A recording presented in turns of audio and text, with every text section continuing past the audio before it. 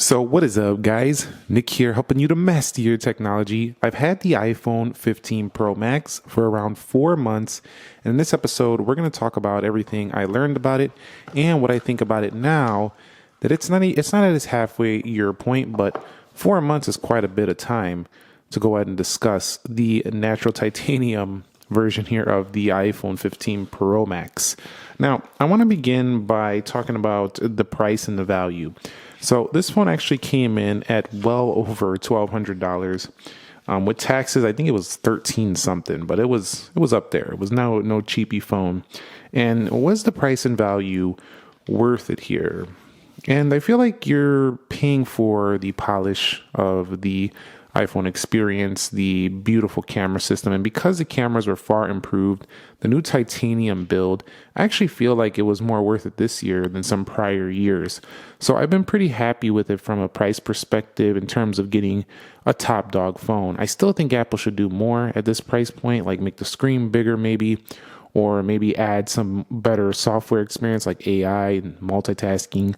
Maybe even add a little bit more zoom for sure. I mean, we did go 5 times, but maybe we can go a little bit further in the digital zoom, for example. So there's always more to be improved. But overall, I would say the polished experience, the titanium feel and build, the phone definitely felt worth its price since I purchased it. Okay, so it's been 4 months later, and how has it been from the battery perspective? Well, we have a maximum capacity here of 100%, and I've been charging it pretty well. I don't always charge it overnight, but I'm still 100% 4 months later. Now, the 14 Pro Max's capacity drains very fast, and I even know people that have been dealing with that issue, and many have commented about it. So having this be improved is really good. But not only that, the iPhone 15 Pro Max, while even a lighter phone, still has better battery life than the iPhone 14 Pro Max, consistently getting me like an hour or two better daily. So I really do like this. You want to further extend that, just throw on the low power mode and it extends it even further. So I've been really happy with the battery life.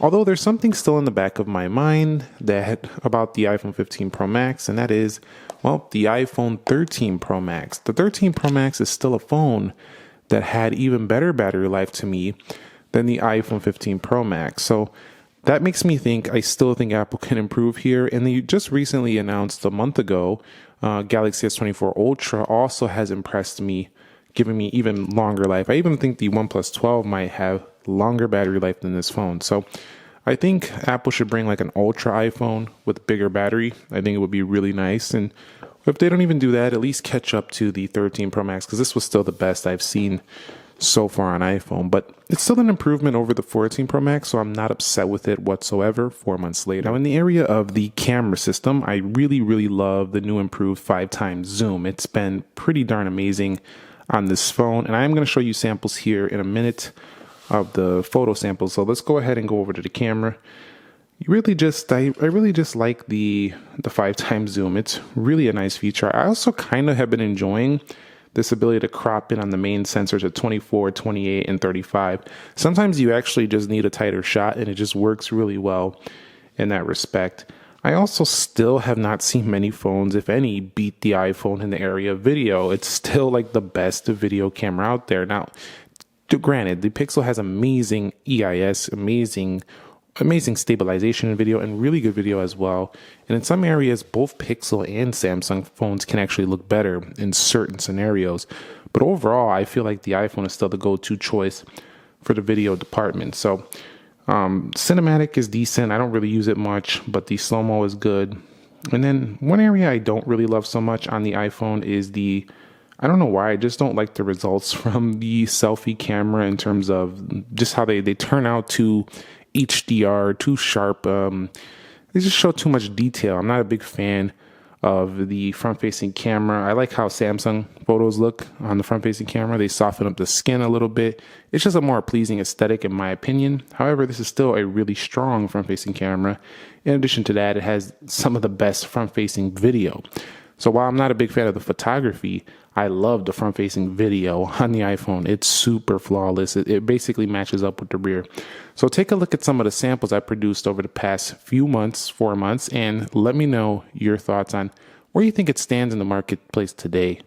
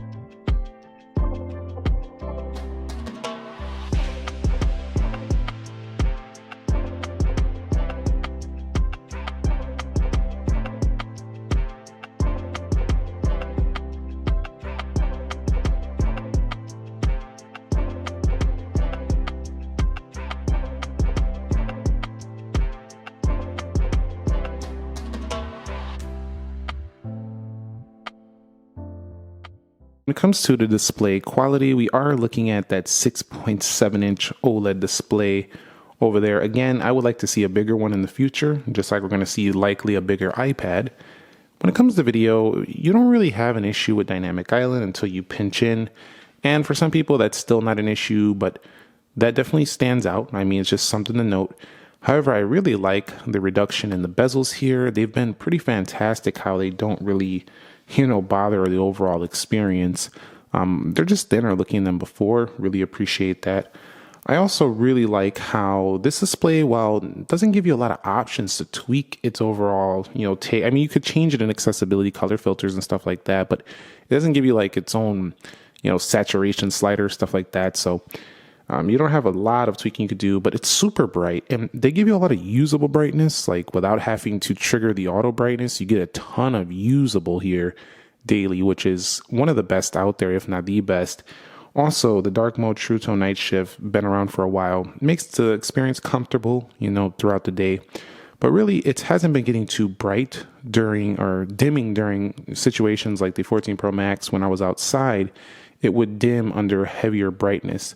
I also think they strike a great balance between saturation and natural.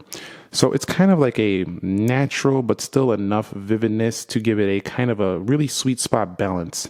So Apple nails that, but they don't give you a lot of customization in that display. But overall, I've been pretty happy. It's super smooth with the 120 hertz. That's a for certain thing. So I really like that. And other than that, there's not much else to say about it. It's a big, large display with thin bezels. It is quite wide though, so I'm reaching from side to side. If you're not used to bigger phones, you might want the smaller 15 Pro. But other than that, it's been very, very good. Here, this display, I've been really, really happy with it for sure. So all these months later with the design and build, it still impresses me to this day. I think many people are going to really come into this titanium feel. It's got a smooth, but really sturdy feel to it. It doesn't feel quite as strong though as like the 13, 14 Pro Max, but it still just feels a little bit more premium to me. Also, it looks great. I think the colors are a little bit dull. I think they can get a little bit nicer with the colors in the future, but it's got a premium, classy look to it. So I quite like it over here. The actual back feels better and smoother to hold than before. It's not as sharp in the corners. So ergonomically, this phone still feels better. And all these months later, I really still notice it. But the main thing I really notice is the lighter weight of the phone. The phone just feels so much lighter when you're holding it in the hand. So that's definitely the biggest strength of this body and build here. On the left side of this body, you'll see we do have ourselves an action button, and I totally forgot about it. I don't even think about this action button really. I actually find myself doing this a lot, turning the silent off because it's not there anymore. But you could put it there, but I have this for the camera, but I just really don't use this much. I'm not sure that's everyone's experience, but I totally forgot about it. I don't even think about it really, so it's not really a big selling feature in my experience. Okay, so when it comes to software, we do have ourselves iOS 17.3.1. The software experience has not changed really at all since I got this phone. While there has been some updates, the journal update came, that was great. Overall, the software is basically iOS. Nothing really ever changes, and it's starting to get really boring, honestly, from a tech enthusiast perspective.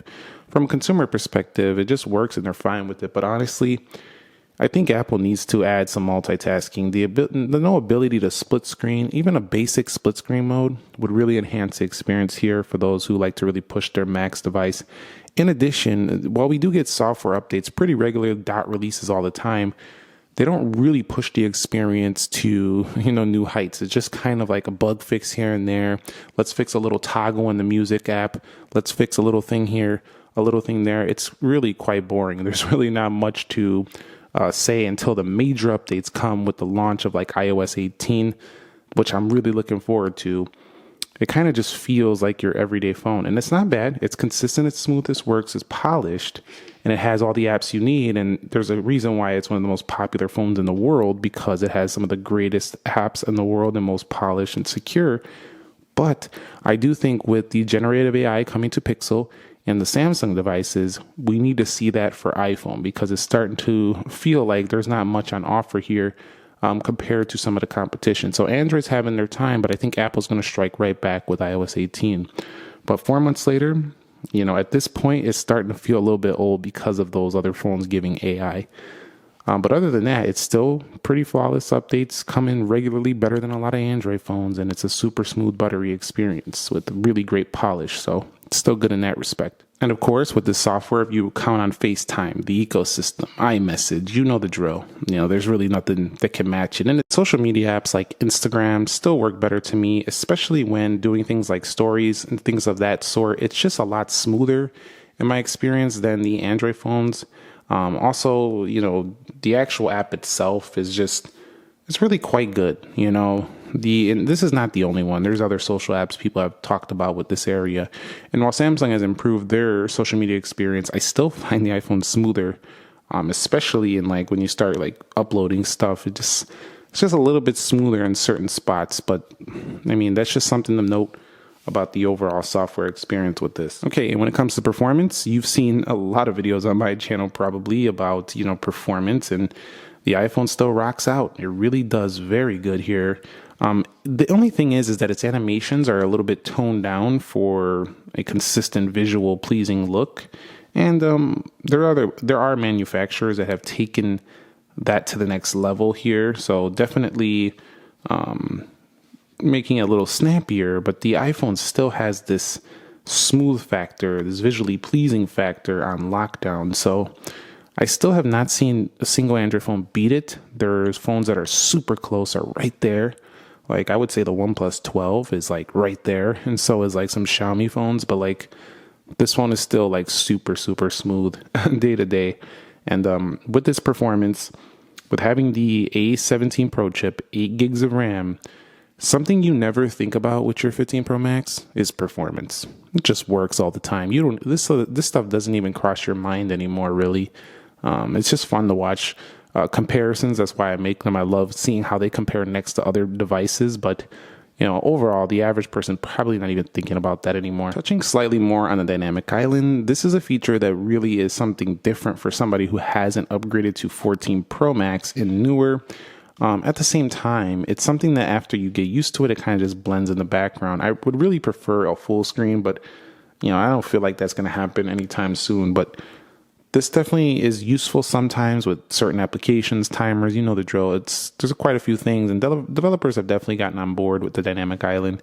So there's a lot of things that will pop in here. You kind of just get used to it and just kind of blends in the background. Kind of reminds me of the Notch in that sense. So 4 months later with the phone call quality, it's actually been better with the reception, and the 5G performance has improved over prior iPhones. I still feel like Samsung has faster 5G than this model. I actually speed test netted them, and the 5G is always quicker on the Samsung, but you still have really good reception strength now. It's not like, before when the iPhone had terrible reception strength back in Intel modem days, which was only 4 years ago, but still, this is just an area I wanted to mention. I'm very happy with the phone as a phone itself. I know a lot of people don't talk about it, but it's been much better than before with my experience. It's kind of, I'm not really a big fan of buying this for status, but it's really a thing that people do. They still buy it because the brand represents something to them. It's oh, I got the Apple iPhone, and what do you got? And people still do this, especially the younger generation definitely still do this. So I think Apple still has that brand perception of luxury or premium or status or whatever. So that's just something, that's still kind of going on here with the iPhone. And finally, I wanted to talk about 4 months later with the resale. I could still sell this today and get 90% of the value. In a couple of years, still 70. So the resale value, very strong on this phone. It's definitely worth it in that respect as well. So the question is, would I buy this right now? Let's say I didn't buy it 4 months ago and today I was buying it. Would I still buy it right now? The answer is absolutely. Titanium build, beautiful 5x cameras, great video camera setup, really good battery life, super smooth performance. Even right now, this phone is still very fresh to me. I think that, in a few months, 2 or 3 months, when this gets the iOS 18, hopefully this phone gets the AI features too. This is going to go to the next level.